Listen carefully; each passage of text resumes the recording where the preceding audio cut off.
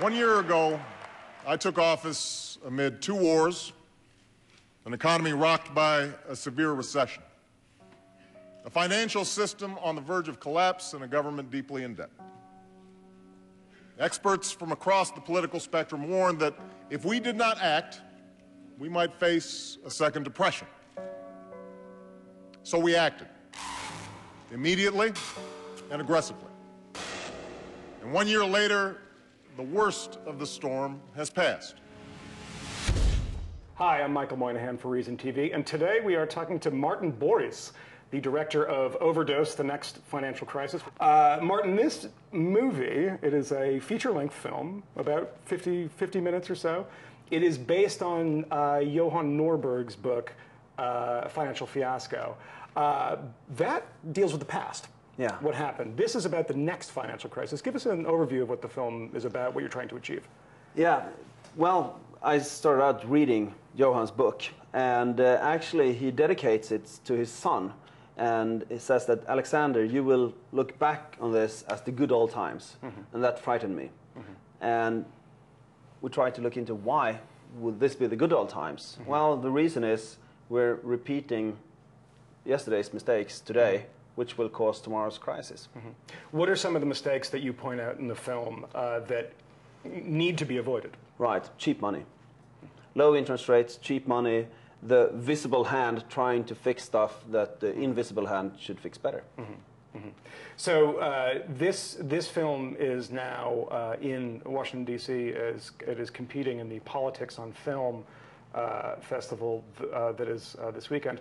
How did you guys get involved with this, and what's the sort of point of the festival here? Right.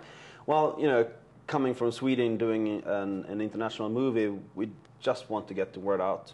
And a festival which ambition is to show the best political films in the world in the political capital of the world, well, that seems to be the place to be. How many films were submitted? Do you know? 7 films were selected out of 100. Okay. So it's, you know, okay. we're really glad and excited to be taking part of it. Reason, obviously, is a libertarian magazine, libertarian leading magazine, a free market magazine. Is it fair to call this film a libertarian film? Is the message a free market message? Give us an idea of what you're trying to argue in this film. Well, actually, we were called the market liberal Michael Moore back home in Sweden. I don't know if that's a compliment or not, but at least it's give you an idea of how people perceive the film. You know, I wouldn't say that it's a libertarian movie, but of course we try to show that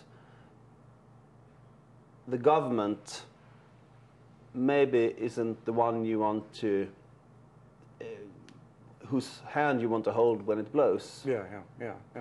And we're trying to show that, well, of course, Wall Street had a lot to do with the crisis, but if the government wouldn't have been there to hold their backs, I don't think none of this would have happened. So are you updating this film? Johan's book obviously covers the crash. Are you updating this film to talk about bailouts and what the government has done in the wake of this disaster? Right. Johan's book deals really from 9/11 until Lehman Brothers fall, and whereas that's about 1/3 of the movie. The second third is about 2008, 2009, the bailout, the stimulus, all that, and the third part is about the future. And as we see now in Greece, the future is already here. Yeah. So, I mean, Greece is the kind of worst case scenario for everyone. Greece is, and, you know, Britain can be next in line, the UK, the US, as you know, is the national debt, and a number of other figures are quite bad as well. So what is the response to the film so far in your home country? Obviously, your home country is Sweden. Much more of a welfare state country than this one is. Much more of a media that is to the left of the American media. Have you been attacked? Have you gotten an easy time? How's it going? Actually, it's very fresh. The TV premiere is on Sunday back home in Sweden, so it's just out of the editing room.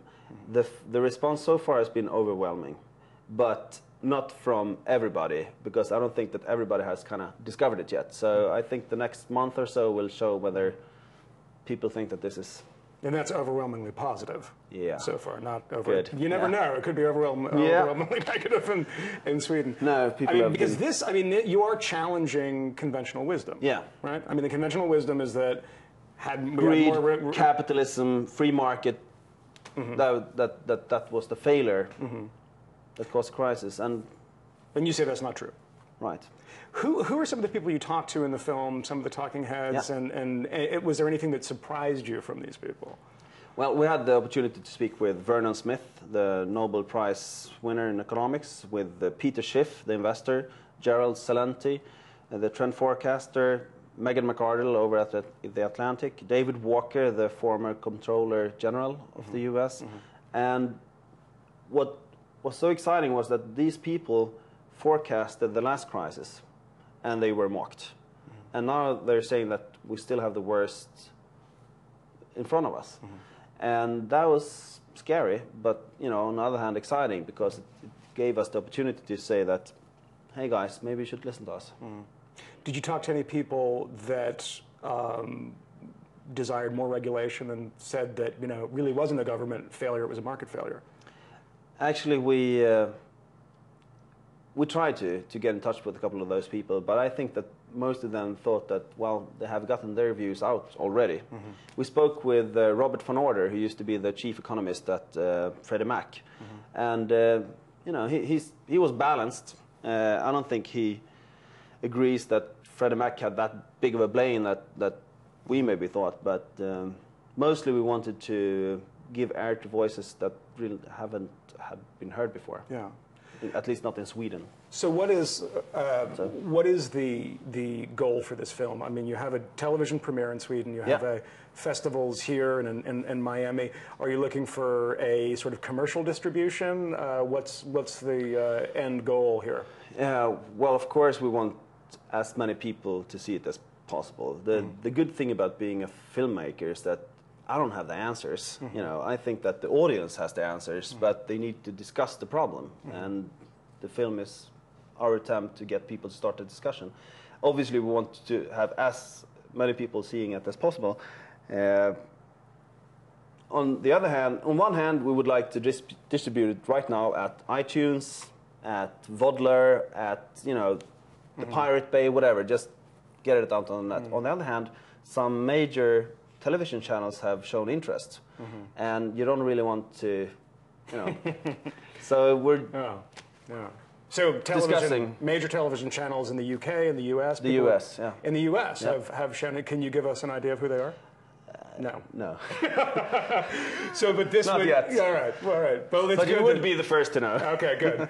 And this would obviously prevent you... But you do have that instinct, though, to release it on Pirate Bay and allow everyone to watch it. Yeah. Why is that? I mean, is it because the message is more important to you in a way, or you don't think you're going to make that much money on it? No, we're not doing this for the money. We're doing this for the discussion. And... to be honest, I think that if we would get the word out on the internet, that would create the buzz that really would make the major channels interested as well. But I don't think that they are that, smart, so to speak. Yeah. Say smart, it's fine. Yeah, smart. Martin Borgs, director of Overdose, the next financial crisis. Thanks for being on Reason TV. Well, it was a pleasure. Thank you.